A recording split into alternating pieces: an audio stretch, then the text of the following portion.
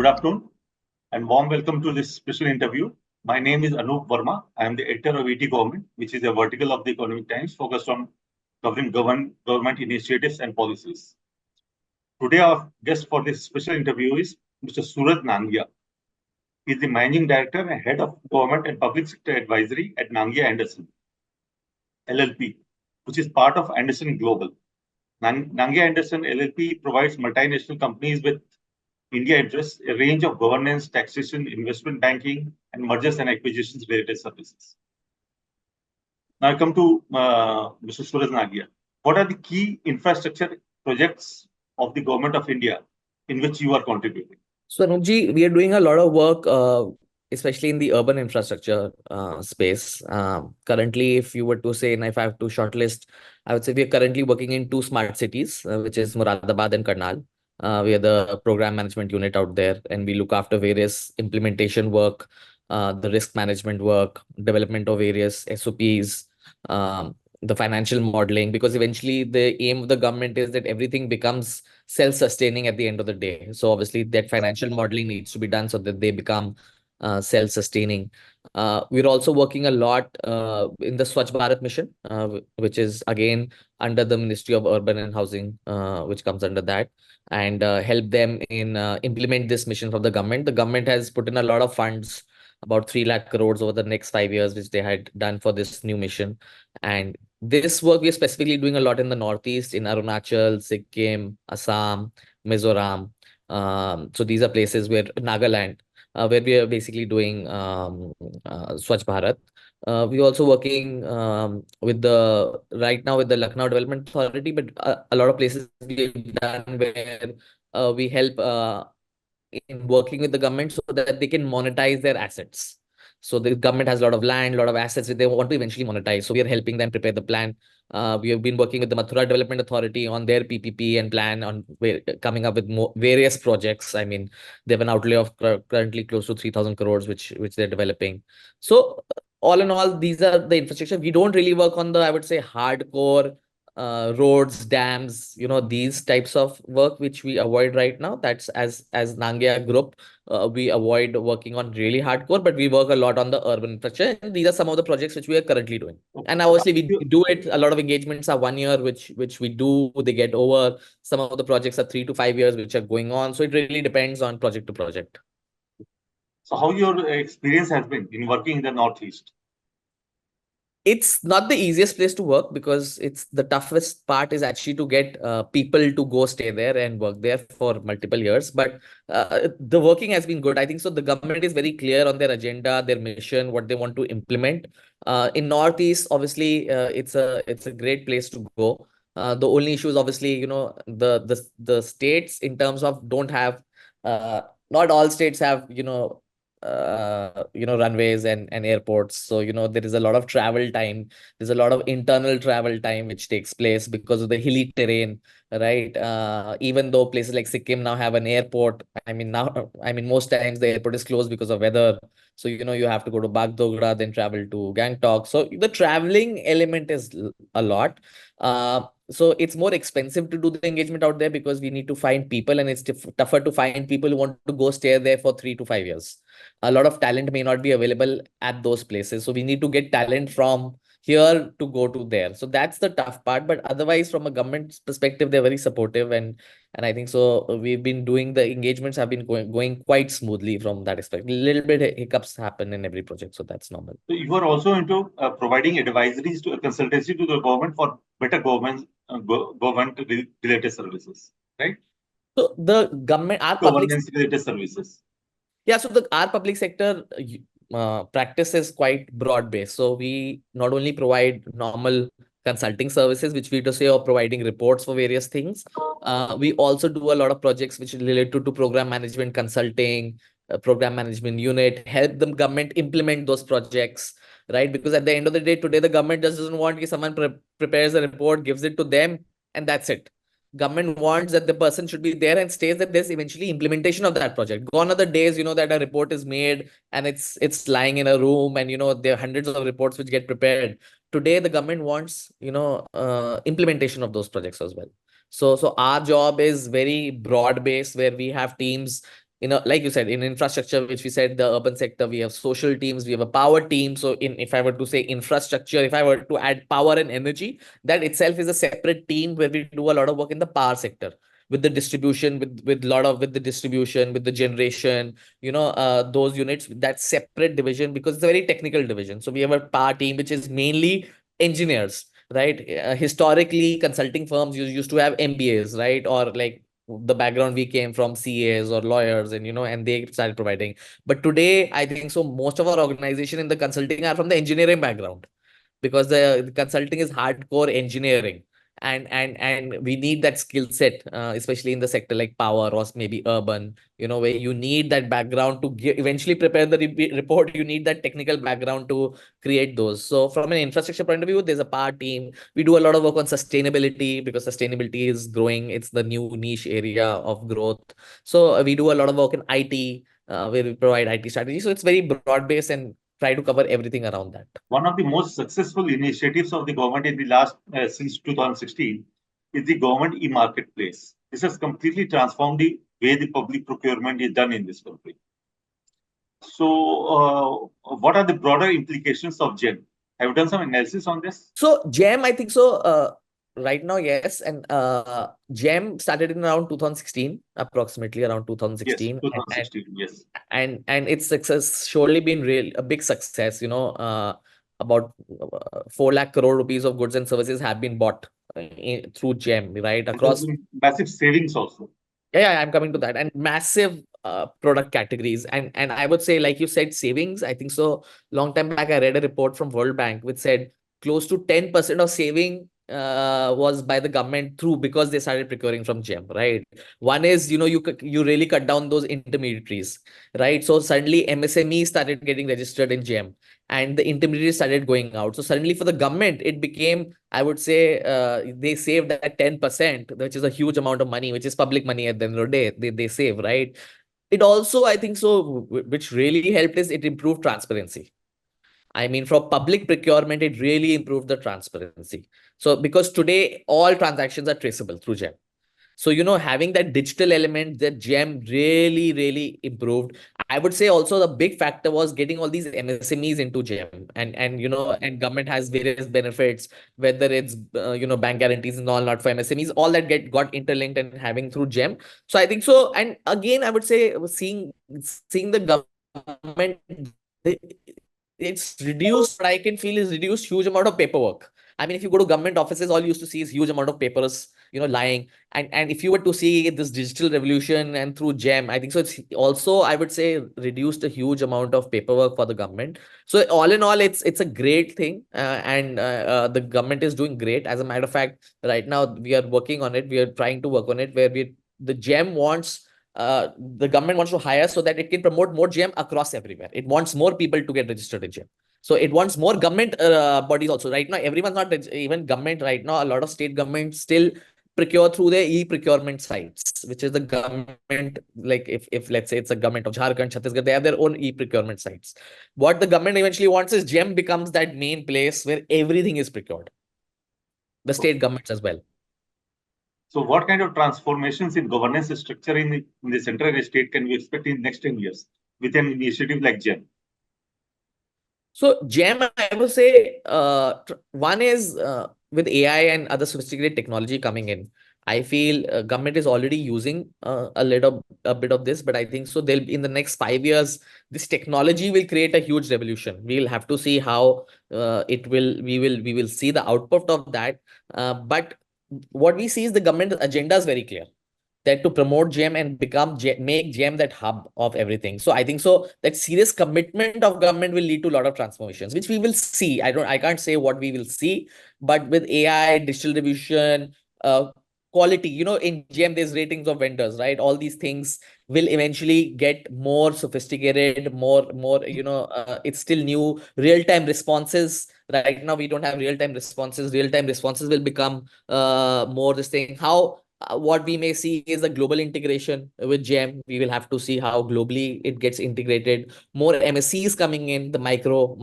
So we have the medium, but we also have the micro industries. More of them coming in. Cost becoming a more factor. So we see a lot of these transformation which will come together, and you will see all that in GEM. Currently, GEM is only into selling products and services. It is Correct. not doing the works part, No. like the labor charges, like contracts for the Correct. roads. All that cannot be put on GEM. So when that comes in, what kind of transformation, what kind of transparency can we expect in departments like PWD or road building organizations? So huge, but I would say in my learning over the every year which I'm seeing, be it GEM or not GEM. So I mean GEM obviously will everything will get into GEM. Transparency is increasing in every department across the government, right? Everything becoming online. We used 5, 6, 7, 8 years back, we used to have offline tenders, right? Where offline, you had to build so many papers, go offline, go to the government authority. We still do have, I mean, some states in Northeast we have seen where they say that please submit your tenders on offline basis, right? We still have some places.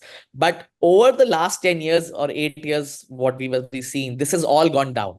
Same way, when these charges and all these will get, what it will lead to is only more transparency. I mean, at the end of the day, still, there is chances of not being non-transparent. There are ways, right? Eventually, the more we get online and we have one big hub, which we call, let's say, GEM, because GEM is still, obviously, it's only for the government to procure. It's not for the private sector. It's only for the government to procure Yes. services. Eventually, all these come. I mean, we'll see a massive shift in all in everything. I mean, we all, because we've seen this shift already in products and services. I mean, first we had products, then we had services. Every contract going through GEM. Now PSUs also have to procure through GEM, at least the central PSUs. So it's become transparent in the PSUs also, that all public sector units have to go through GEM. So that transparency is only the way how India is going. I think so is only going to get more transparent from every aspect. So India, I think it's the fourth largest now. South Korea has CONEPS, Singapore has ZBIZ, and America has GSM. But in terms of products and services, I think India is the largest already. So, The largest or second largest? I don't know. second largest. How does it compare? Core- Our system compare with the system in other countries? See, if you were to see CONEPS or Singapore, they're very old. I mean, they started early 2000. So they have, let's say, a 10-year or 15 years more head start, I would say, than India. We can take And advantage from their experience. of course, and America is very old. So America goes back, I don't know how many years, 50 years, where they started. I mean, what I mean is it goes really old.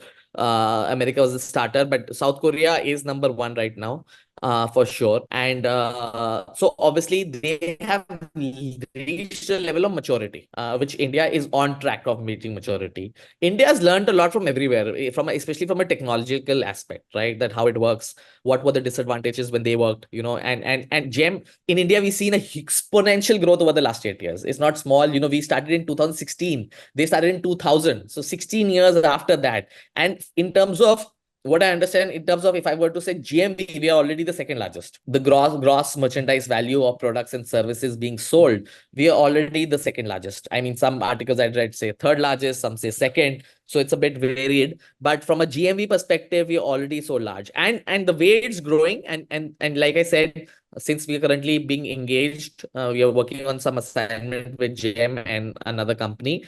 The government's aspect is to get everyone right now. Like I said, everyone's still not in the system of GEM. We still have states doing their own procurement through their own procure sites, right? Though they follow the procurement guidelines, but it's still through that. It's not through GEM. Right. So at the end of the day, when all these come into GEM and when all the other retailers, because still a lot of people, about 8-10, what I used to see is when we were doing this assignment and I was talking to my team, still people were hesitant to sell to government, because the aspect of the mindset was government doesn't pay. So there's a lot of people, MSMEs, MSCs, they are very worried that if I sell my product, right, will the government pay? And through GEM, that has become more sophisticated and more timely basis. I mean, that you get payment on time, you get a lot of things, everything goes smoothly. All that aspect is coming in. So I don't see day being far that we'll cross CONEPS anyways and become, I would say, the place where people will, and with the whole technology aspect and digital India movement, I think so it'll work the other way around, where these countries will see that should India be the model, right? For e-commerce, like how government came up with ONDC, right? Now the what is happening is they want to create that what they did for UPI. UPI is being seen by all over the world for India, that India created this. What a great payment way India has created. You go globally, payment is not so well good a lot of places. So same way, I think so GEM will become something where everyone all across these countries will actually look that India created this GEM. It's the largest, and it'll become largest for sure. I mean, still with so many vendors to be listed, with so many other government agencies to be listed, it'll anyways become the largest. And India becoming such a fast growing economy, it's going to procure more goods and services anyways. So by increasing that, automatically it'll become. Tourism is one area where India has a lot of catching up to, and there's a lot of potential also. I think one of the problem with tourism is that branding. Due to branding, both domestic tourists and overseas tourists, they don't want to, invest time and energy for coming here. So, what initiatives can the government take to make tourism not only sustainable but also, economically viable, and make the tourism industry grow? So I agree with you that India has to do a lot of work with respect to branding. I mean, we do have a lot of places to explore within India. I mean, during COVID, a lot of people explored Andaman because they could not go outside the country, and suddenly Andaman became a big thing. And I had gone to Andaman for government work, and I was seeing and I was talking to the government authorities out there, and suddenly Andaman became the thing that everyone is going to Andaman, that you had such good water, such good things, but it was never promoted well. Right now, one problem comes is some of the places does not have the infrastructure. Right. So, for example, if you were to see post-COVID, a lot of people went into these hill stations, and you were seeing all these videos on YouTube where it was a total mess because our infrastructure was not ready to take so much of tourism. And when we started calling it revenge tourism, right? When everyone started traveling and everyone started touring, and suddenly we could term that word. Now, government, I think so, does not spend in tourism as much as they spend on other, I would say, be it urban or be it infrastructure, or be it other services. But government did launch a national strategy on sustainable tourism in 2022 because they think it's important. And it was when we could talk sustainability, it's not just environment sustainability. It's also from a social sustainability. It also is from the economic sustainability. When I've been let's say we've been working in Northeast a lot, and we see a lot of governments now want to work that they become self-sustainable. The state becomes self-sustainable on their own, that they're not dependent on anyone. So that's the reason why the government obviously launched this strategy. It's a new strategy. We will see how it evolves. Like I said, government is obviously the Swadesh Darshan scheme and other schemes are focused around infrastructure. So there is the government realizes that. But this is also something which will not happen overnight. I mean, which people think it is going to take its own time of development. We will have to see over the period of next 10-20 years how the government spends on this, because at the end of the day, there's going to be an expenditure both from the state level and the central level. So everything center cannot spend, and states may not have the money to spend all. So there needs to be a collaborative approach on the spending part. So we'll have to see. And government also recognizes that there is strain, that especially the hill stations, there is a strain. It creates a big problem on the environmental aspect, on the social aspect, their local people aspect. A lot of things. We don't have hotels a lot of places. When we go, homestays became, that's a very famous in the Northeast, where homestays trend became famous because they're not good enough hotels out there. So it is, I mean, it's a thing which we will see how it evolves. But yes, the government needs to spend more in the tourism aspect for sure than anything else. So, the country's economy is growing quite well for the last time in 10, 15 years. Absolutely. The economy. But Ab- there's a lot of complaints that this economic growth might not be as inclusive and sustainable as it ought to be. So, what initiative and projects can the government launch, and how can they reform the existing projects so that there is more inclusivity, more sustainability in the economic growth story? See, this is a very debatable point, whether inclusive growth is there or not. What I have seen is, be it at the state level or at the central level, not going into the political angle to it, everyone has its own interests or focus areas. When we talk to bureaucrats, or everyone has a focus area that today I want to work on this. tomorrow I want to work on this. And everyone has their own agenda that I want to work. Okay, let's work on women and child. Okay, or let's work on sewage treatments and water and Swachh Bharat. Everywhere, to be honest, development of every place is tough. You said the word before, oh, let's work on tourism. Tourism is important, right? So these budgets across board, in terms of, I feel over the last 10, 15, 20 years, the job, or I would say 15 years, the government is doing a good job in developing various sections of the economy. Now, obviously, you will not see the change. For example, we do a lot of work on Swachh Bharat. And what I practically, as a layman, if I say, start realizing is that we are so much better off than what we were. Now, Swachh Bharat, but a person who's not realized will say India is so dirty. But you don't see ki 20 years back how bad we were, right? So India is such a large country that to see that change takes time as well. I was in Nepal and I was seeing dumps of these places. But I say India may be here, but it's so much lesser than what it was.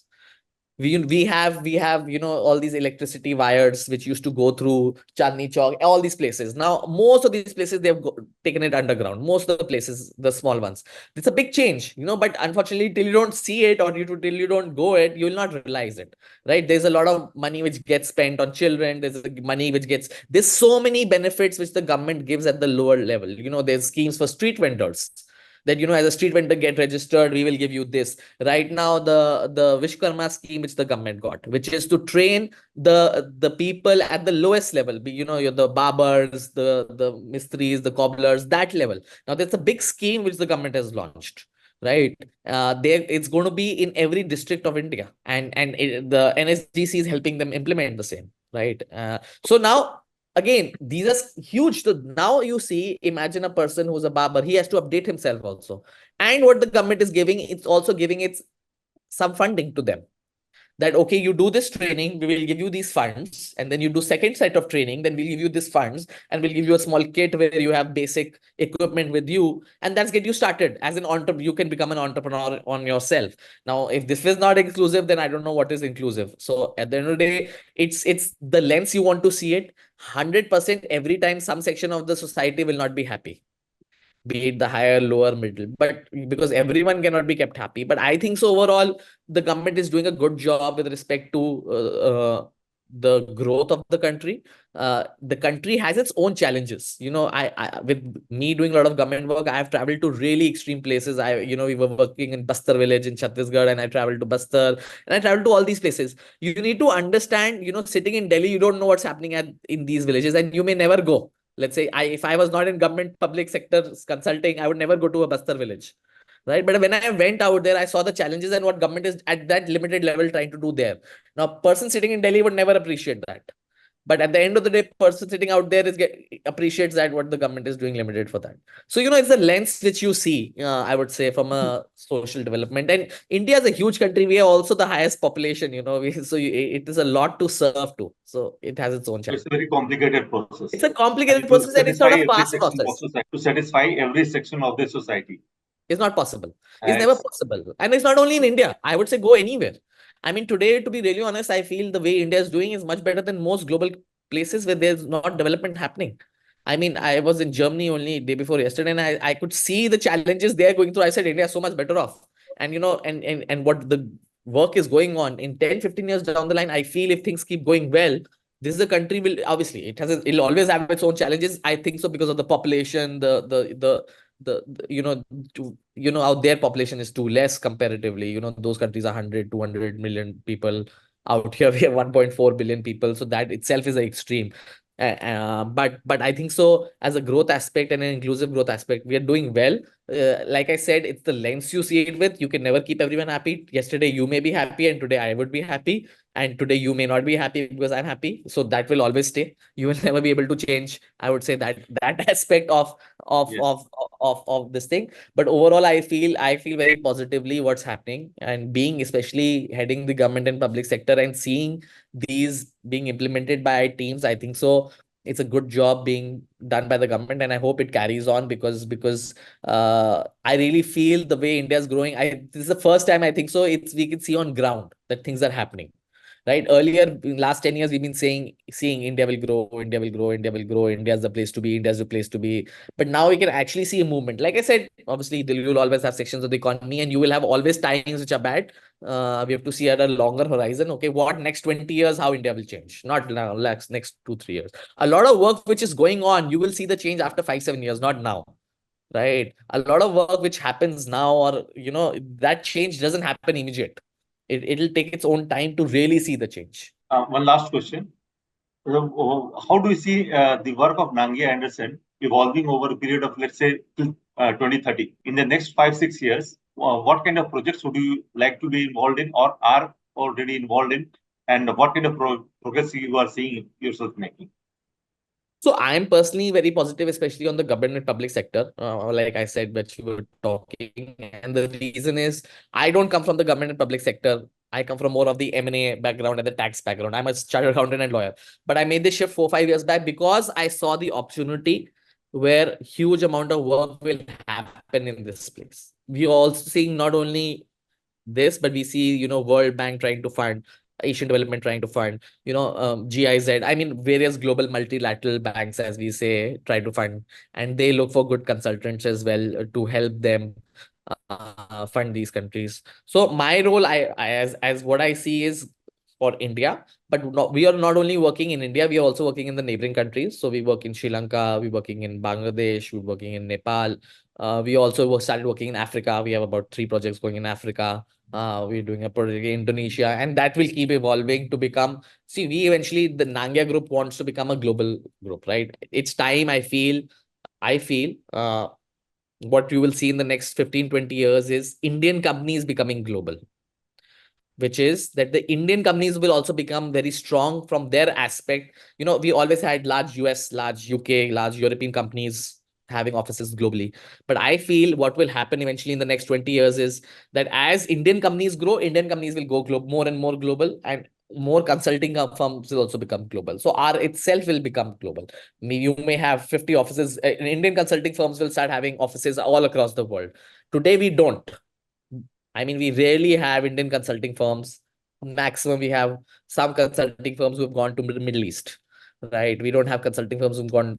Few we have, obviously, we have firm, but they're very small in nature. We'll have some small office in US or some small office, but not global. So I think so work will evolve like that. From the government and public sector, I think so it'll continue to grow in India. I mean, there's a huge opportunity. The government will only spend more because the country is growing, and the government will earn more and spend more, and that will create opportunities for everyone. And I think so it'll create opportunities for us as well. Thank you, Mr. Nangia, for your Thank you answer. so much. Thank you for your time. Nice talking to you. Thank you, Anupji. Thank you for your time.